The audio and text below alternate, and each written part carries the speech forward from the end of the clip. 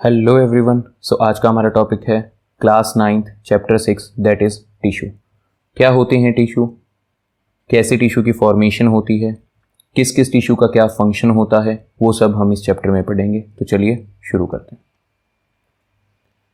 तो जितने भी लिविंग ऑर्गेनिज्म हैं इस वर्ल्ड में वो किससे मिलके बने हैं? सेल से मिलके बने हैं। हमने पढ़ा था पिछले चैप्टर में कि cell are the basic structural and functional unit of life.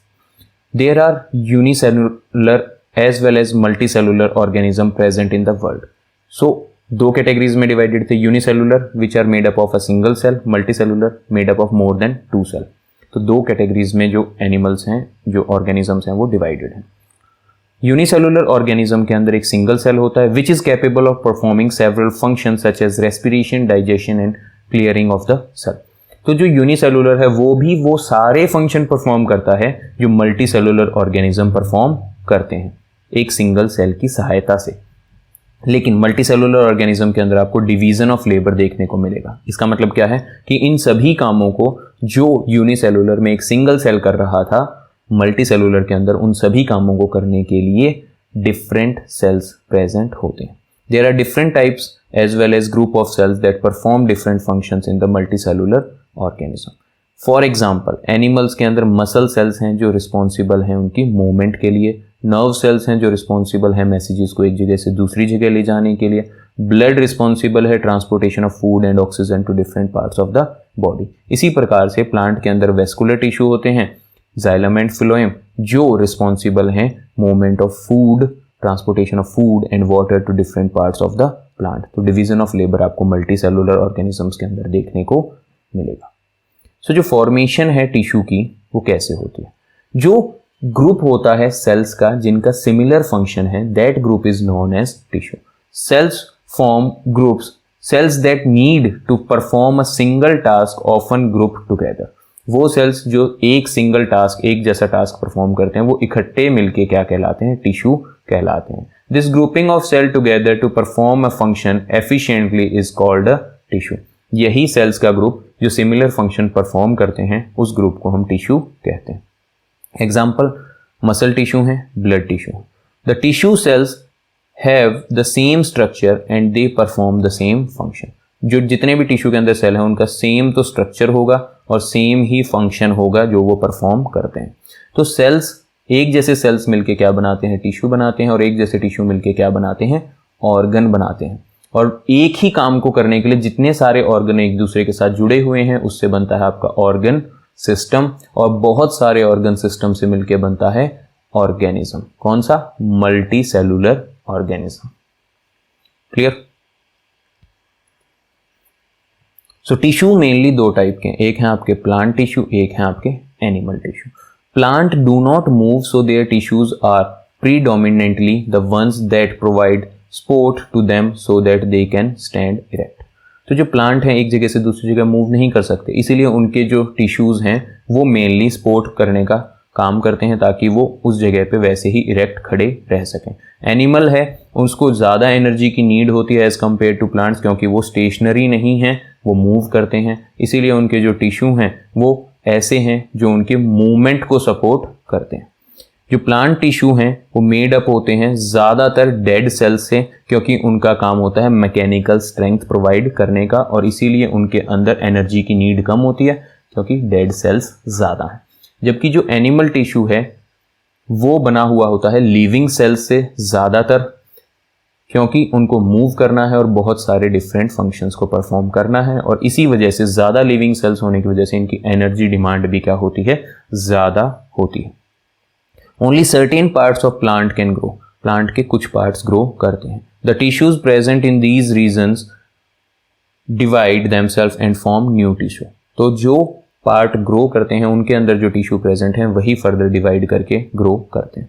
जो सेल्स हैं एनिमल के अंदर वो यूनिफॉर्मली ग्रो करते हैं early, but only in certain regions of the body. कुछ सर्टेन रीजन्स के अंदर ही ग्रो करते हैं, ऐसा नहीं कि कहीं पे भी ग्रो करने लग जाएंगे। The structure of plant tissue is not very specialised as compare to animals. जो स्ट्रक्चर है प्लांट टिश्यू का वो वेल ऑर्गेनाइज नहीं है, जबकि हमारी बॉडी के अंदर जो मल्टी सेलुलर एनिमल्स हैं, जितने भी एनिमल्स हैं उन सब के अंदर वेल डेवलप्ड होते हैं ऑर्गन और organ system. So tissues are well defined. So plant tissue से स्टार्ट करते हैं हम लोग. प्लांट टिश्यू को दो कैटेगरीज में डिवाइड किया गया. एक है आपके मेरिस्टेमेटिक टिश्यू, दूसरे हैं आपके परमानेंट टिश्यू. मेरिस्टेमेटिक टिश्यू वो हैं जो डिवाइड करते हैं थ्रू आउट लाइफ.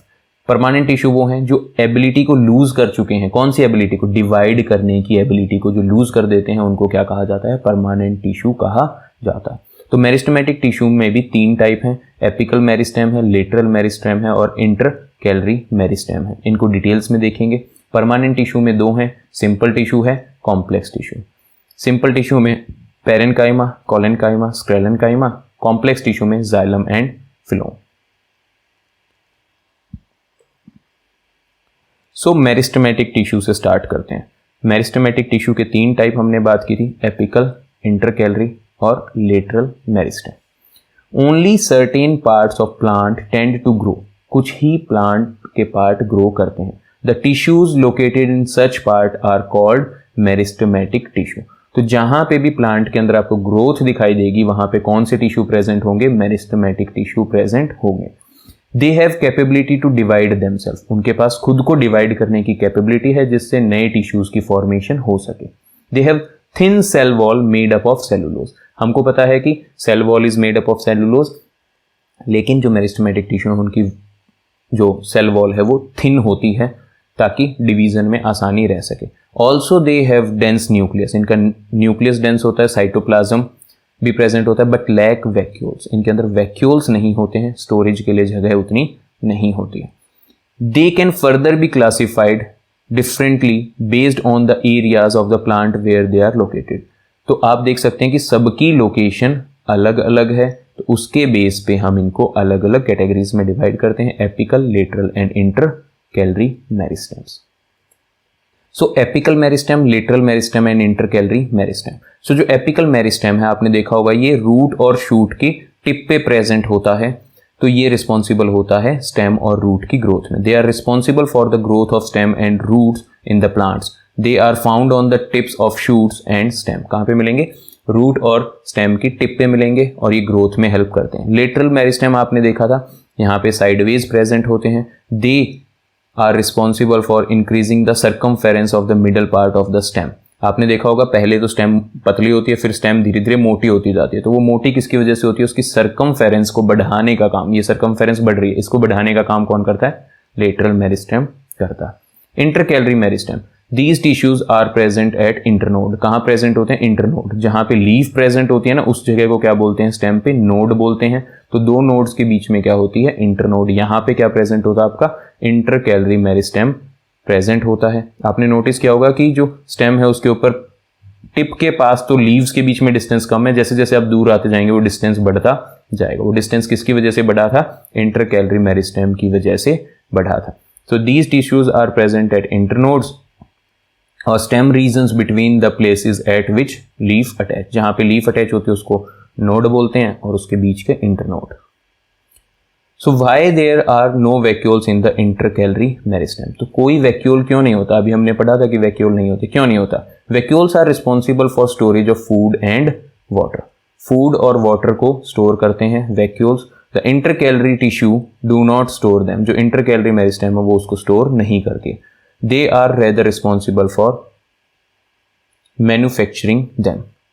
ये रिस्पॉन्सिबल होते हैं उनको मैन्युफैक्चर करने के. However vacuoles contain sap. जो वैक्यूल है उसके अंदर सैप होता है which provide rigidity to the cell. Cell को उसकी शेप को मेंटेन करने में मदद करता है. रिजिडिटी प्रोवाइड करते हैं जो वैक्यूल हैं जिसके अंदर सैप प्रेजेंट होता है. This properties of vacuole may not allow the intercalary tissue to divide and manufacture new cell. तो भाई अगर वैक्यूल प्रेजेंट है तो वो उसकी शेप को रिज्ड रखने में मदद करेंगे और रिज्ड रहेगा तो वो डिवाइड कैसे करेगा? इसलिए वैक्यूल्स प्रेजेंट नहीं होते हैं. Hence vacuoles are not present in them. ताकि वो डिवाइड कर सकें. अगर वैक्यूल होंगे तो वो उसको रिजिडिटी प्रोवाइड करेंगे तो डिवाइड करने में दिक्कत आएगी. तो मेरिस्टेमेटिक टिश्यू हो गए आपके. दूसरे थे आपके परमानेंट टिश्यू.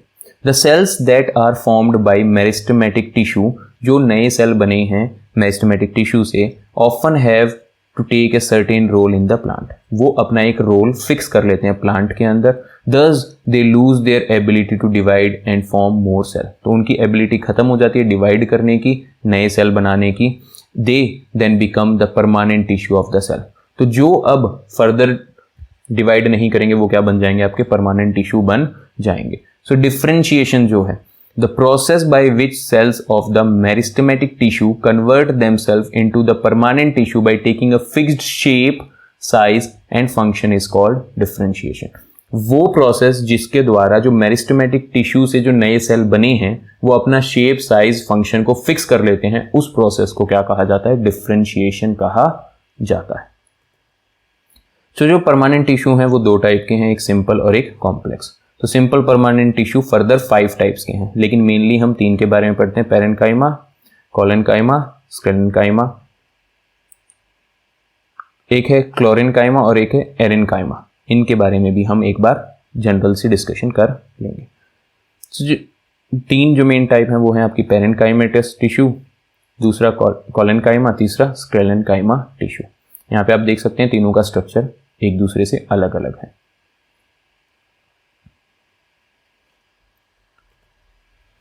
सो पेरेन्काइमा, कोलेनकाइमा, स्क्लेरेन्काइमा, तीनों को एक साथ देख लेते हैं। These tissues are responsible for photosynthesis. किस चीज के लिए रिस्पॉन्सिबल हैं, फोटोसिंथेसिस के लिए रिस्पॉन्सिबल हैं, स्टोरेज ऑफ फूड के लिए, गैसियस एक्सचेंज के लिए एंड फ्लोटिंग ऑफ प्लांट, जो प्लांट फ्लोट करता है उसके लिए भी आपके पेरेन्काइमा रिस्पॉन्सिबल है। Collenchyma tissues are the tissues which are responsible for providing flexibility to the plant. ये क्या कर रहे हैं, फ्लेक्सिबिलिटी प्रोवाइड कर रहे हैं ताकि प्लांट इजीली बेंड कर सके। स्क्लेरेन्काइमेटस जो टिश्यू हैं, they are responsible for making plant hard and rigid, तो प्लांट खड़ा रह सके इरेक्ट, उसको हार्ड और रिज्ड बनाने के लिए स्क्लेरेन्काइमा रिस्पॉन्सिबल है। Parenchyma, they are a group of living cells with cell wall made up of cellulose, living cell हैं जिसकी सेल वॉल सेलुलोज से बनी है। कोलेनकाइमा भी एक ग्रुप है लिविंग सेल्स का with cell wall made up of cellulose and pectin, इनकी जो सेल वॉल है वो 2 चीजों से मिलकर बनी है, सेलुलोज और पेक्टिन से।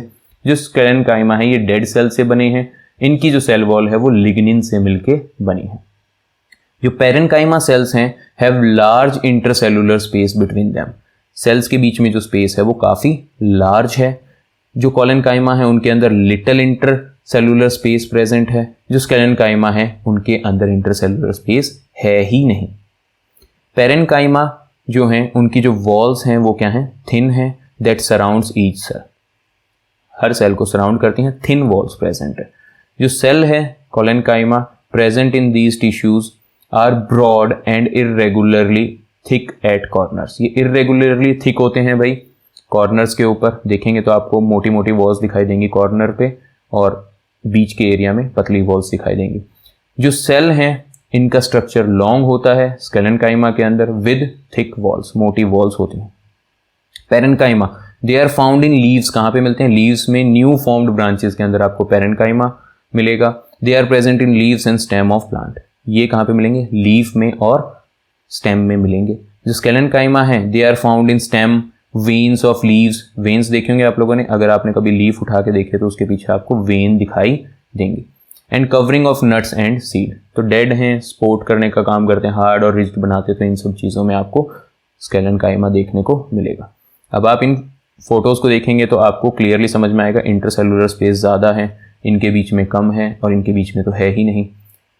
इरेगुलरली थिकन्ड होते हैं कॉर्नर्स के ऊपर, थिन वॉल्स होती हैं, इनकी थिक वॉल्स होती हैं, तो ये सारे डिफरेंसेस अब आपको विजिबल हो जाएंगे। सो एक था आपका कोलेनकाइमा, 5 थे उसमें से 2 ये हैं, 3 हमने वहां पे डिस्कस कर लिए। These tissues are similar to that of parenchyma but they also contain chlorophyll in them. जो कोलेनकाइमा है नाम से पता चल रहा है क्लोरोफिल से जुड़ा हुआ नाम है, तो पेरेन्काइमा के जैसे ही होते हैं लेकिन इनके अंदर क्लोरोफिल प्रेजेंट होता है। Due to the presence of chlorophyll, they are capable of performing the process of photosynthesis in plant. Chlorophyll होने की वजह से जो कोलेनकाइमा है वो फोटोसिंथेसिस परफॉर्म करते हैं। एक है आपका aerenchyma, they are found in aquatic plant, ये एक्वेटिक प्लांट में होते हैं, इसमें एयर जैसा कुछ रिजेंबलिंग हो रही है।